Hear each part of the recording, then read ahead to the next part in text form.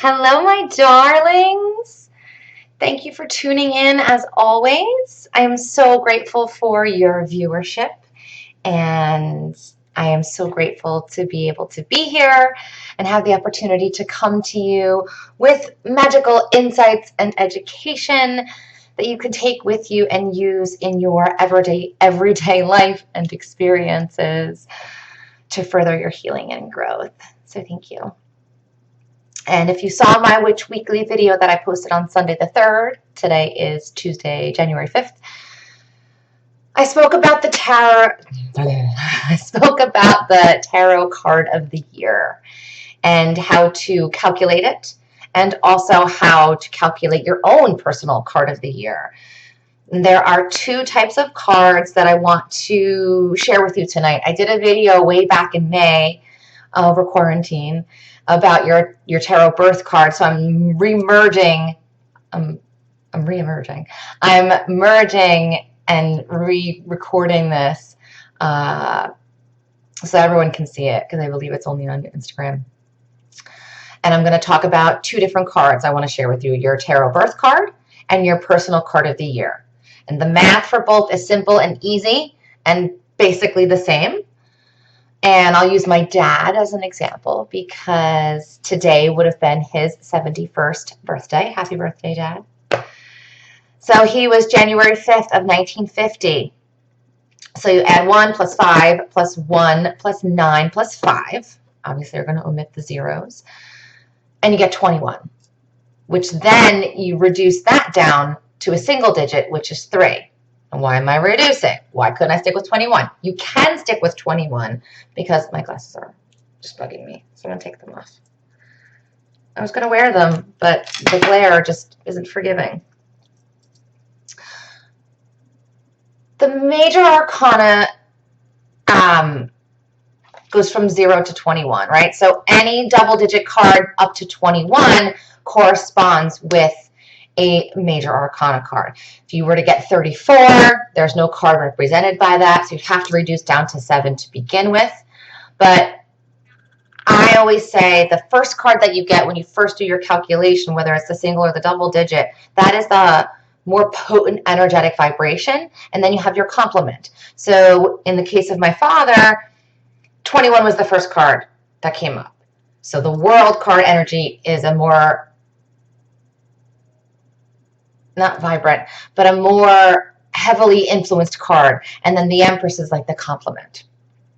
Your birth cards are likened to an energetic blueprint. And if you don't know already, or for those of you who don't know, I'm also an astrologer in addition to a tarot reader. And your natal chart is your cosmological blueprint.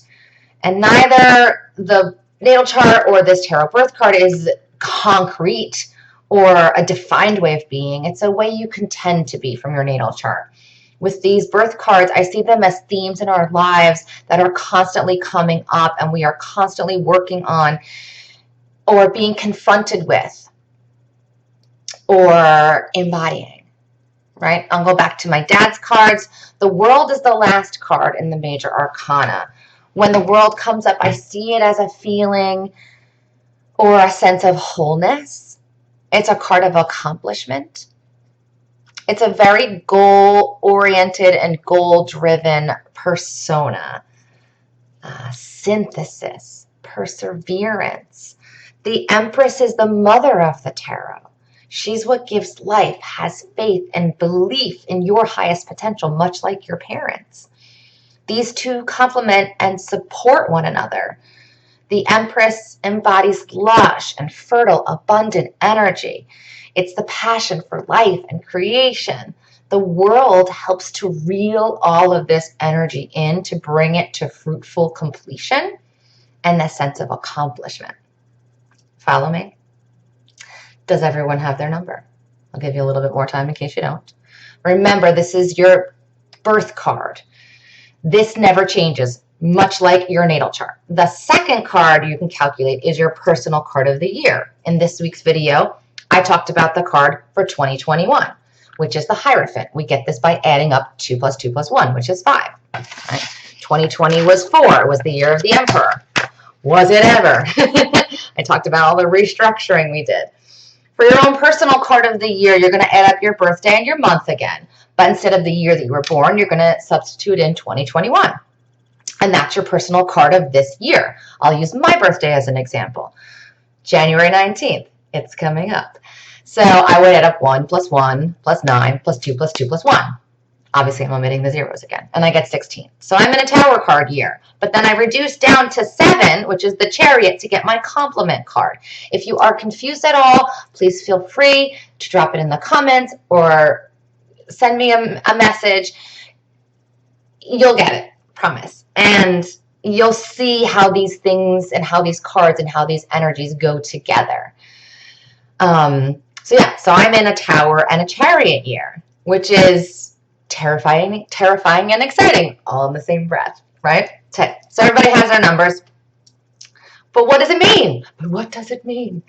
I'm going to go through each card and give you a brief interpretation, but please feel free to do extended research if you really want to work with these cards. There's so much lush and abundant energy and symbolism to be found. I highly recommend and suggest it, okay? Ooh, there's somebody here. Somebody likes what I'm talking about. All right, so I'm using the Rider-Waite-Smith deck as examples. Number 1 is the Magician. The Magician is the wielder. They are quite adept at using what they've got and making muck into a masterpiece. Using their truth to make manifest all they desire. It embodies the desire and the risk that the Fool takes when he, she, they embark on their journey. Fool is the first card of the major arcana, but it's 0. The Magician puts it into motion. Having this card as your birth card indicates a theme of crafting out of crap. Basically, you're really good at making something out of nothing. The Magician is the energy of a skillful warrior, goddess, or god, utilizing all of the tools at their disposal. If you look at the card, you'll see that all 4 suits of the tarot are represented: the swords, the cups, the pentacles, and the wands.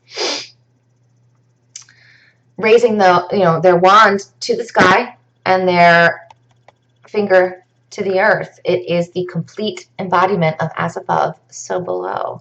It brings the divine down into the day-to-day.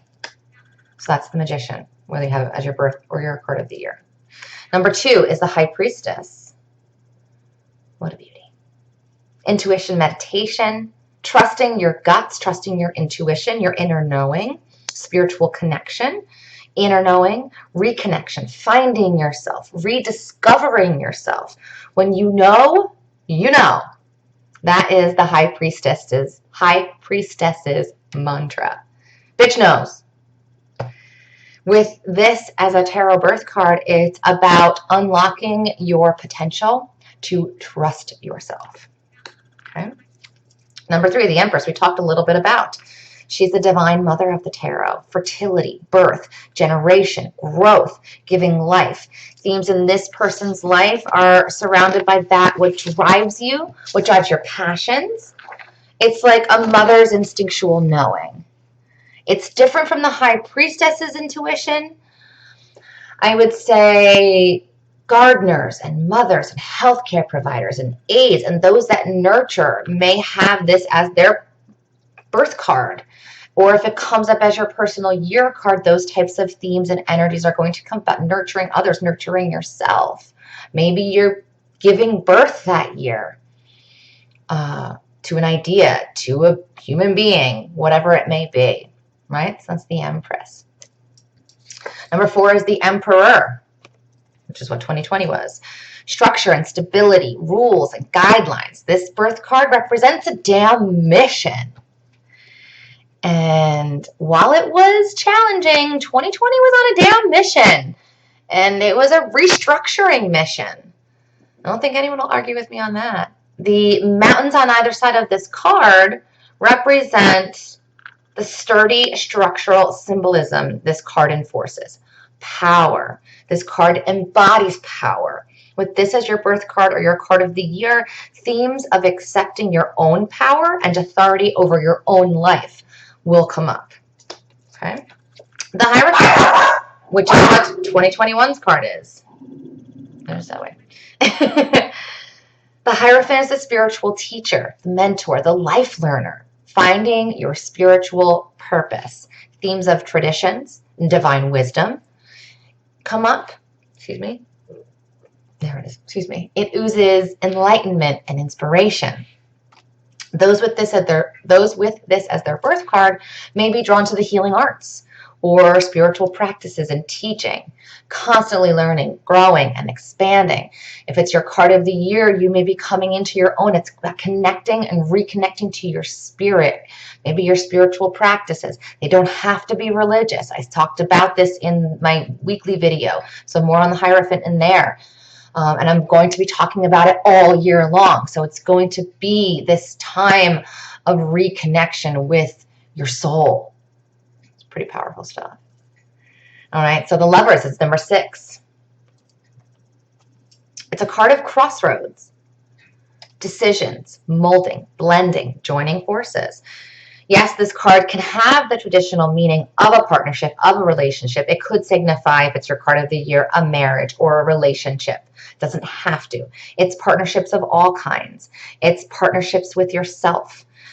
And, you know, it's striking a balance of masculinity and femininity, of all of the assets, all of the facets. It's all about decisions. Emotional decisions are setting up in here within the Lovers card. If that's your card of the year, if that's your birth card, it's all about relating and how you relate. Number 7 is the Chariot. Action and adventure, right? Movement, decisions. This card is swift. If this is your birth card, themes of determination, serious momentum come up. Be careful of stubborn ways and obsession, right? Determination can go a few ways. Having a powerful will is admirable and most definitely a quality and a theme of someone with this birth card, but there's also the flip side that it's constantly a challenge for you to drive your own will, to stand up for yourself and to find that, right?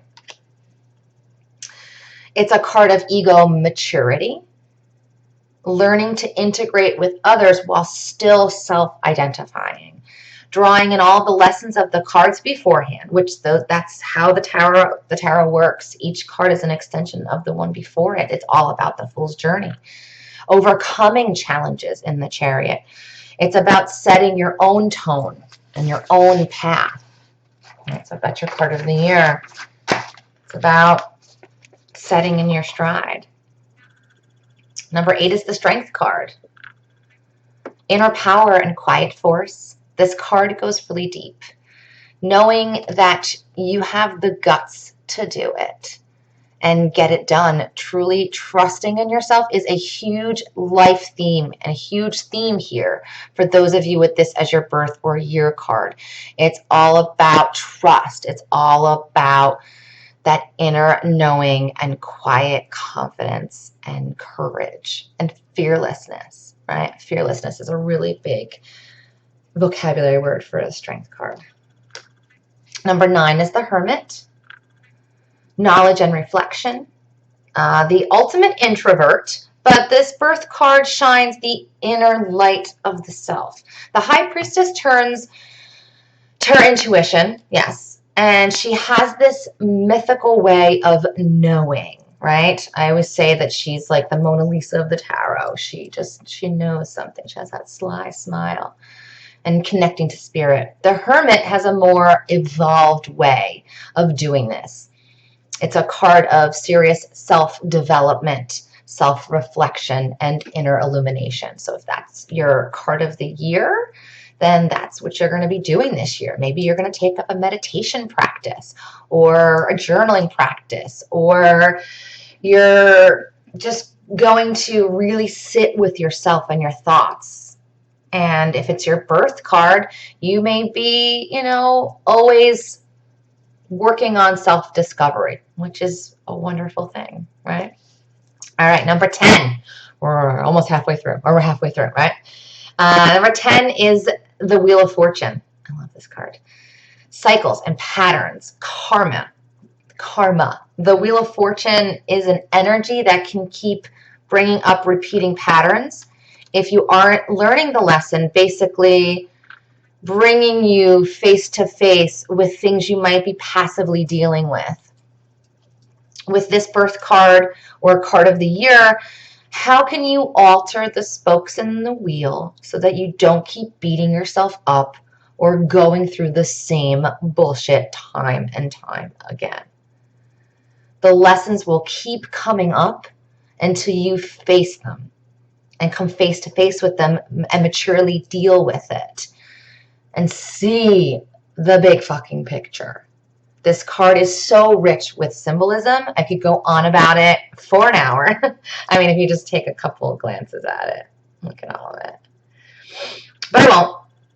If you can learn to master your habitual impulses and learn to navigate and essentially get out of your own way, this card is really insightful and proposes learned success. It's about moving through the cycles and not fighting against it. I need a sip of water. Okay, number 11 is justice.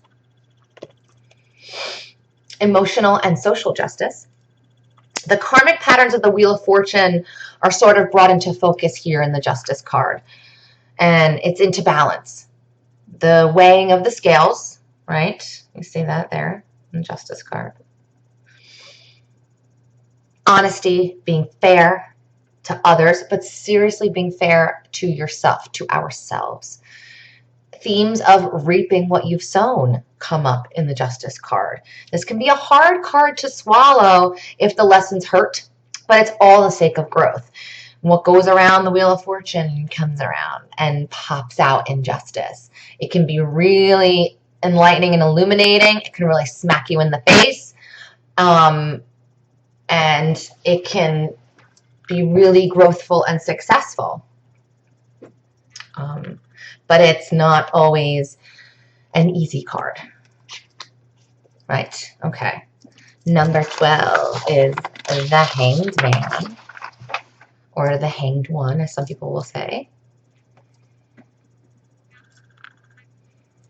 Release and sacrifice, pause, transmutation, themes of letting go and surrendering to a higher power. There's so much trust in this individual on this card. It's a higher, deeper, more elevated knowing, peace and lightness, dare I say, enlightenment. With this birth card or card of the year, you may find that you thirst with a deep purpose. And you don't need external validation. You find it within and through source energy. Letting go, opening up, clearing out the muck. These are all things that encircle you or that itch to encircle you. Slowing down and honoring the pause. That's the Hangman. And we have the Death card, number 13. Rebirth, rediscovery, transformation. Are you constantly reinventing yourself? If you have this as your birth card, I dare I say you might be someone who changes their hair color a lot or is just constantly reinventing themselves. It's all focused around themes of change, of shifting, new experiences, tossing out the old and old ways of being and doing and seeing, and, rebirthing constantly. If this is your birth card, you may see these themes come up constantly, and if it's your card of the year, it could be a really transformational one for you, right? Letting things, die off, fall away in order to make room for something to be born again. It's not a scary card. It really isn't. It gets a really bad rap. It can be a really transformational card. It's the best word I can come with right now. Okay, so now we have the Temperance card. Balance, alchemy, our guidance system, our guides. The thematic expression here is about healing and guiding others toward healing. There's so much serenity and all of the fluidity of the water in this card. Authenticity is the undercurrent. Embodying that into your life is crucial if this is your birth card. learning how to blend, how to be both an extrovert and an introvert. This card comes right after the Death card, so there is this re-emergence that is present.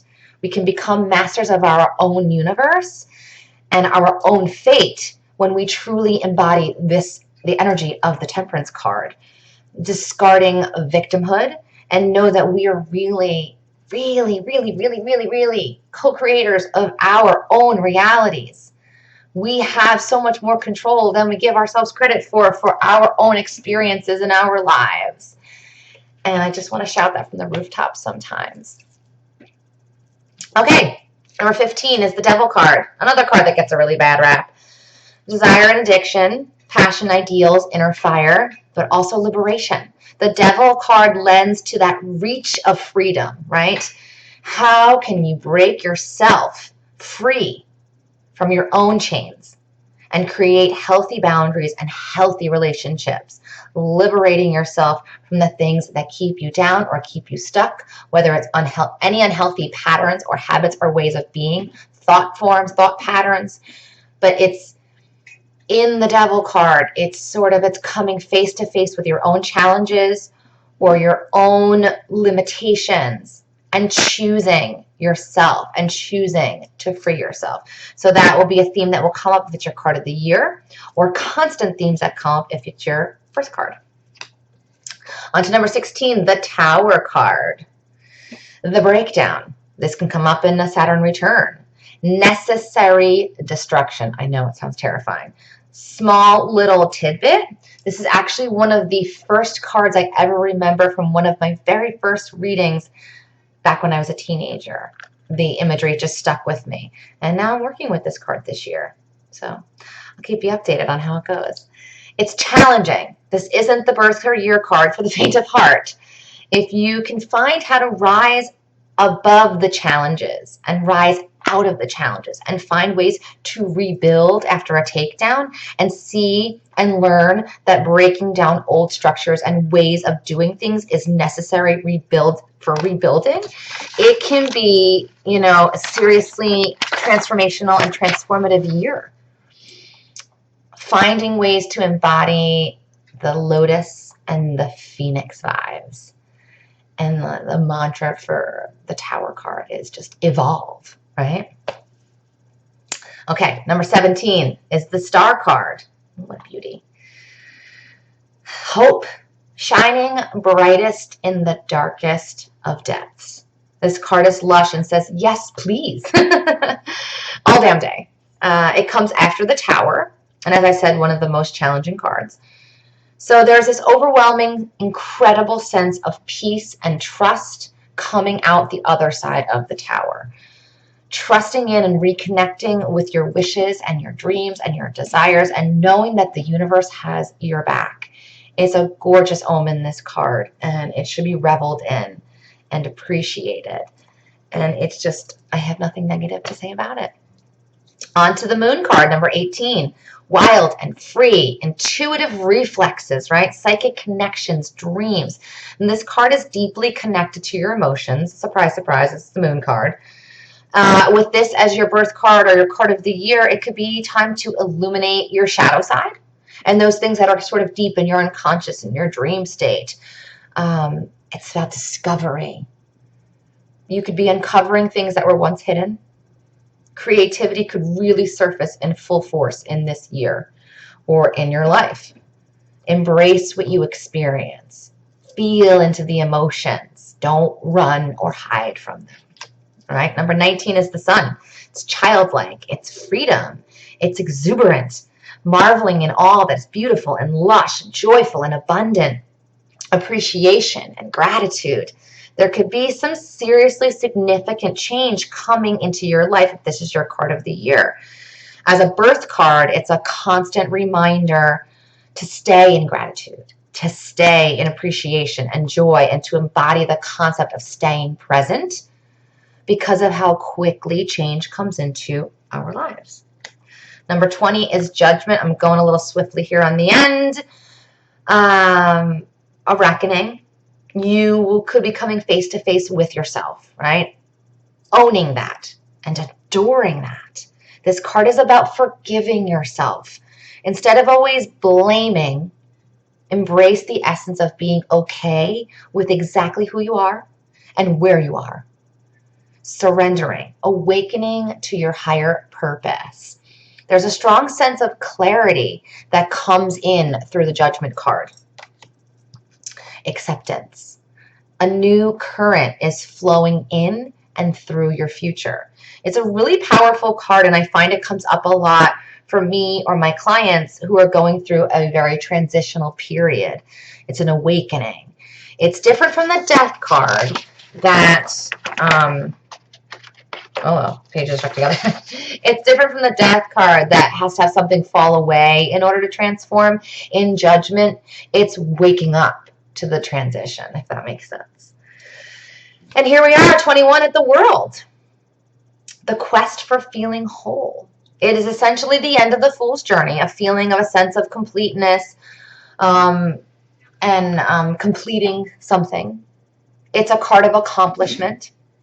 It's a very goal-oriented and goal-driven persona, as I said before. In a personal year, it's representative of achieving milestones and goals if it's your card of the year. In a birth card, as I said earlier, it's all about being a very driven individual. In the case of my dad, how very Capricorn, Dad. So, and there's a lot of really rich symbolism in the world. You'll see connections with this, with the Wheel of Fortune, and there's connections with lots of the cards, with all the other cards. And like I said, I could sit here for quite a while and go on about all of it, but I wanted to just break it down simply for all of you. And this is just a piece of what each of these cards can bring into your life and represent. And I urge you to do more research if you feel so inclined. Or better yet, if you want to dive deeper into your cards and find out more, I might know a witch you could set up a personal tarot reading session with. And you know where to find me. And if you don't know where to find me, you can go to my website. It's www.laurenannalchemy.com. It's Lauren Ann, A-N-N, Alchemy. I'm on Instagram. I'm on Facebook. I'm on YouTube. All at Lauren Ann Alchemy. And I'm here every week, at least once, with your Witch Weekly videos to help guide you through these wild and weird times. And that's my television. There's just things going off all over. It's signaling that I'm done. I love you all so much. Thanks for tuning in. I hope you find this insightful and educational and magical. And as I said, if you have any questions, I'm here for it. I love you all so much. Stay wild and stay very weird, and I will see you next time.